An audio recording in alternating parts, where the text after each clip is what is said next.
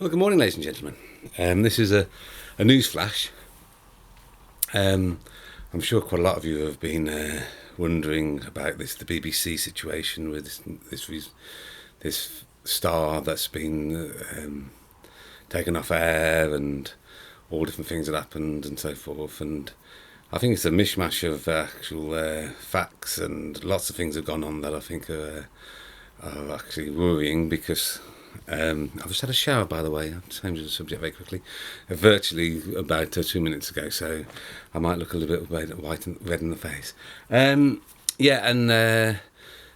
have actually... the news from last night was that another person had come forward to say that they had been contacted by him, and they'd also had... I don't want to use the word threatening, but they emails from him that told him to not say anything in a way that was quite forceful.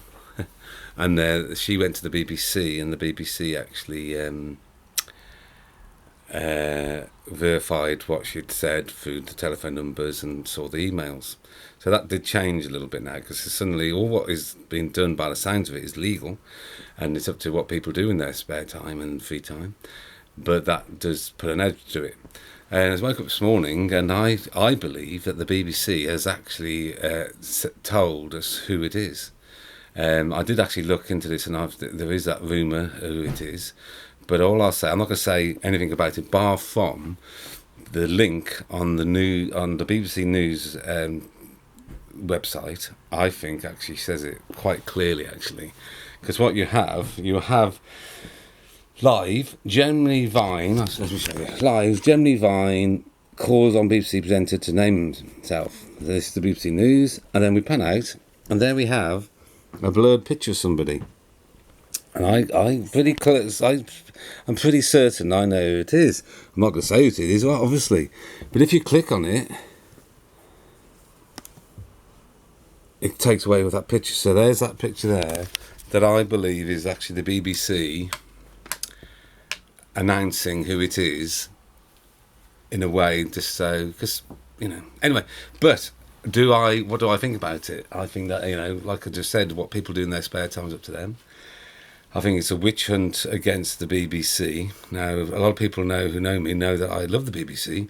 I love the BBC because I disagree with it at least 25% of the time.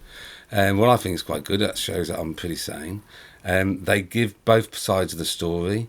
They are, of course, make mistakes. Of course, they're going to be bad people in the BBC, and there always will be in any kind of body. But all I ask you, please, anybody who wants to get rid of the BBC, what do you think is going to replace it? What do you think will happen when something replaces it that works through commercials and so forth? What do you believe will happen? Do you believe it will be a beautiful place where only your opinion is put across? Because you're always right. Please, ladies and gentlemen, I am wrong. At least, I was actually 75% of the time I'm wrong. So you might say, well, so you're wrong about it. Yeah, I might be.